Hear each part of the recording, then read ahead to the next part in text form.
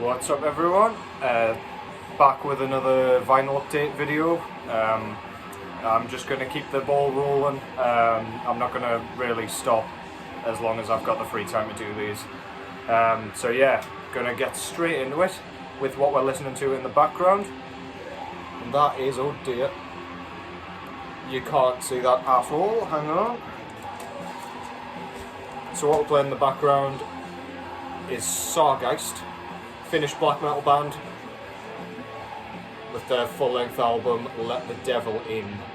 Now this is a really quite straightforward black metal album in the Finnish style, so Finland are generally known for their sheer aggression, not too many transitions in each song, but then their music varies kind of as the album progresses. So they begin with one sort of tempo and finish with it, and then they'll go on to something else with the next track. From the Black Coffin Lair is a perfect example of that. That's quite like a mid-paced, slower track, really purposefully written though, one of the most catchy riffs I've ever heard, to be honest, in a black metal song. But then you've got the title track, which is way more kind of harsh and aggressive.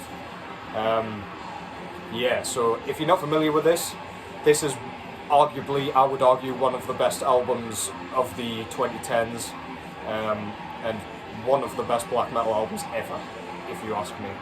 Great stuff, check it out if you're not familiar. First album we're going to be talking about is one we've been waiting for far too long, let me tell you. This one originally came out in 2021, and for whatever reason, I assume press and plant hold-ups, we haven't had a vinyl pressing until this year, and the end of this year at that. There's been a CD floating around, and I think I've seen a cassette somewhere as well, but I figured I would hold out for a vinyl copy for when that finally came. And finally, I have it in my hands here, the album in question. This is Danish death metal unit Phrenelith, with their second full-length album Chimaera. As I say, released originally in 2021, and this was put out through Nuclear Winter Records. Yeah, so these guys came out of the thriving Killtown death metal scene, kind of dwelling with bands such as Undergang, Tafos, and K-Ocean, and many, many more. There's been absolutely hordes of great bands coming out of that scene. One of the best scenes in the world by far, in my opinion. So yeah, after their crushing debut album, Desolate Endscape, I wasn't really sure how they were going to kind of respond when it came to further releases. They brought out a couple of 7-inch records, which were great, but of course it's easier to get a 2-track EP correct. But when they came out with this, I was blown away. I might even prefer this to their debut album. The riffs here are absolutely crushing. Their guitar tone is earth moving. I hope you don't live near any tectonic plates when you put this on, because they will shift, and that is for sure. Deep, gruff growls, kind of in your standard kind of way, but there's nothing like Danish death metal. They just crank the aggression and harshness up to 100 every time, and Phrenelith is no different. So yeah, enough of the rambling. Let's have a look at that beautiful artwork. And there's some more on the back cover there. Something gross going on. Unspecified grossness is always good on a death metal album cover. You've got your track listing up top there. And yeah, this one, I'm pretty sure I got the most limited variant. I really need to start looking up the limitations of these things. This one is sold out. There was definitely a black vinyl copy as well, but I managed to grab the Blue Galaxy, I believe they called it, which is just a blue with kind of black marble, if you can see that. It's not very clear on the camera. But yeah, really beautiful stuff, goes really nicely with that album cover. Absolutely perfect pairing. I love it when labels do that, as opposed to just bringing out the craziest colours that don't match or hold any relevancy at all to the artwork. So yeah, that was the first album, Phrenelith, Chimaera. Don't neglect this just because it's taken a while. Get on this, give it a listen, give it another spin. It deserves all of your time. Great stuff, check it out. guess which moron deleted the entire video and had to start again? This guy. Right. Next album and band I want to talk about is one that I haven't shut up about all year, to be honest, and for very good reason. This is a project that's released quite a few things in 2022 and been incredibly busy. But it's truly this album that grasped onto me and did not let go from its release date. Canyon spoke about this one in his recent vinyl update video. I'll drop his channel link below. Awesome guy, great collection, and he's got a lot of great insights, so go and check him out. Yeah, so the album that we're going to be talking about here is the new full-length album. Technically their debut full-length album, which I'll get into in just a second. This is entitled Fly in the Trap, and it was released through Repose Records. So I say technically because they released an album at the beginning of the year that was comprised of entirely pop renditions in the style of like their melodic black metal. Which, when I listened to it, I didn't enjoy it, to be honest, but it was mainly because of the fact that I couldn't get out my head that I was listening to, like, for example, a Britney Spears track. The actual music quality itself was phenomenal, really cool. It was well done, well performed, but I couldn't get past it personally. I know lots of you guys loved it, but anyway, yeah. So this is the first album that's comprised of entirely unique tracks. It's themed on a mysterious case surrounding Elisa Lam, who was a girl who went travelling, ended up in a Los Angeles hotel, then she went missing, and then she was eventually found in the water tank on the roof, drowned. So yeah, basically this album kind of encapsulates that entire case.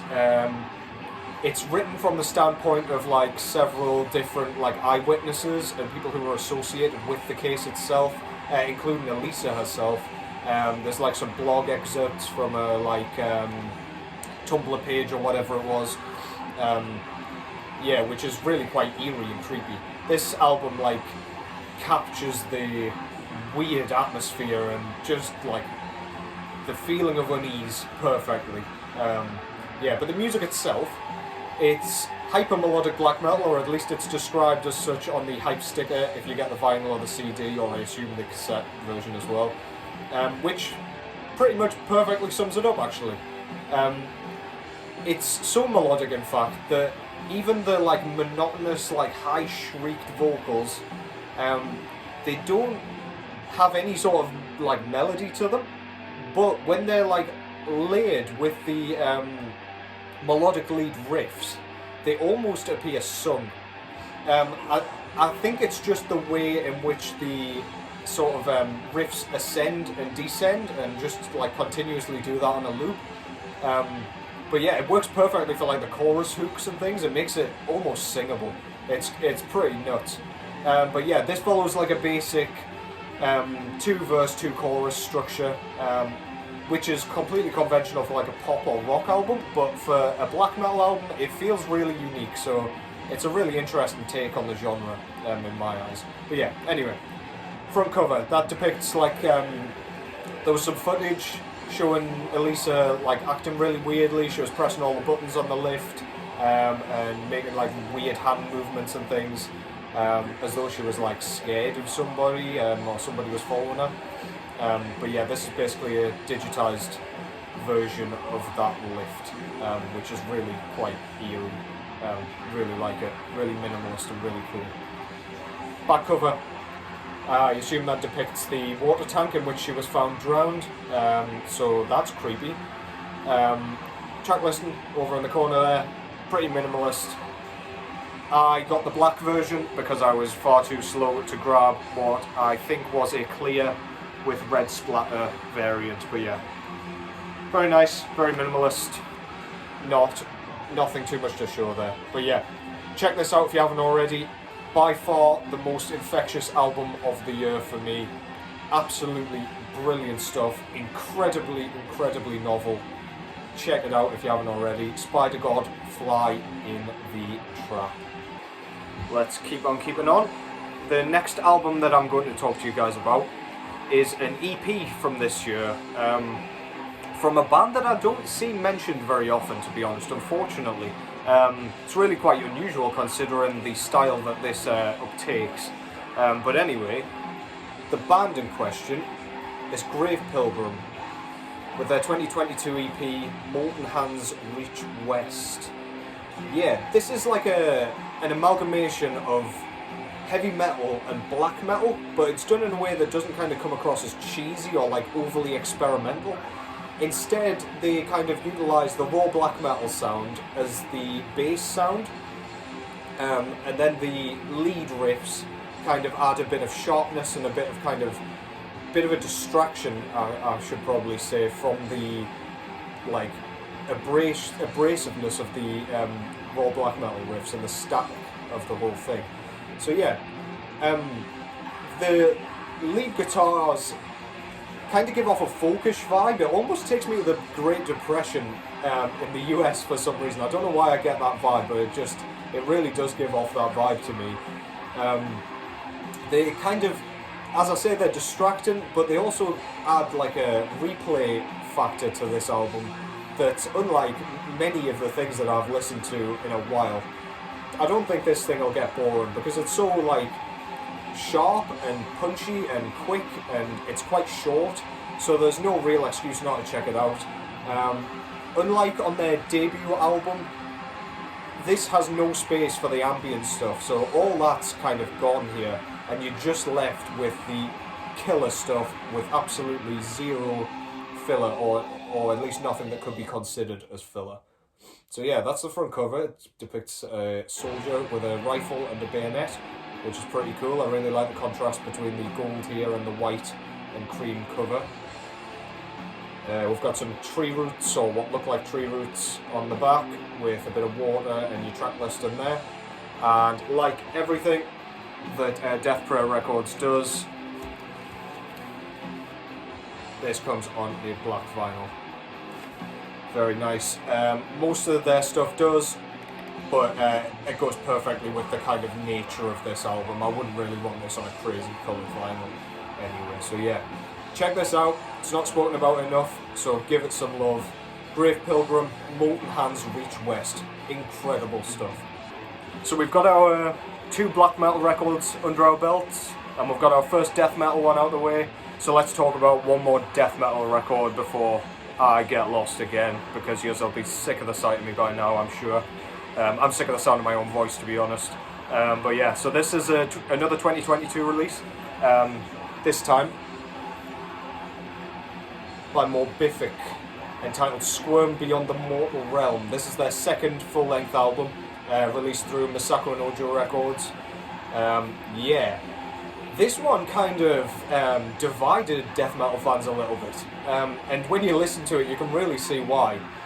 Stylistically, it's your kind of typical modern death metal. It fits perfectly in that category. It feels dirty, grimy, disgusting.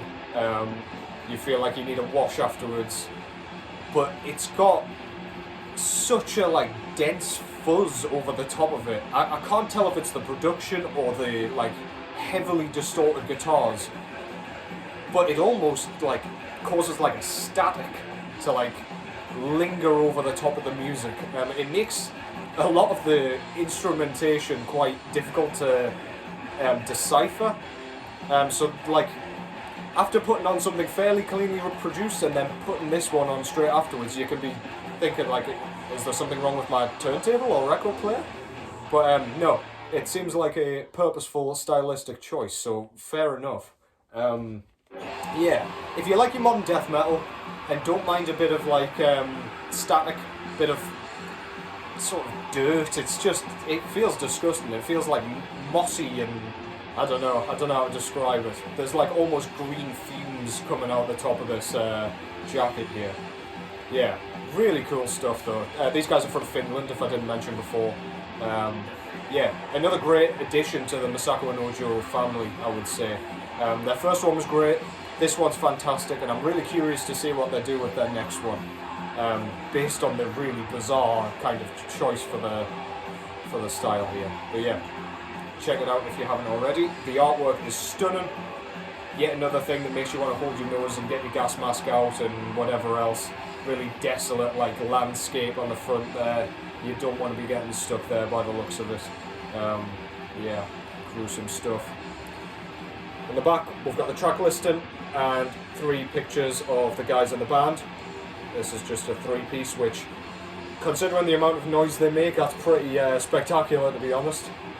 Yeah, and I was lucky enough to grab the like swamp green with like a lime green splatter, I guess, but it's just looks like it's been dotted over the top of it, if you can see that in the camera. Yeah, it looks really nice though. Really cool. I don't really have another record that looks like this. Actually, it's not lime green at all, it's red. So I don't really know why it's showing up green on the camera, but yeah. Nice stuff. Really nice stuff.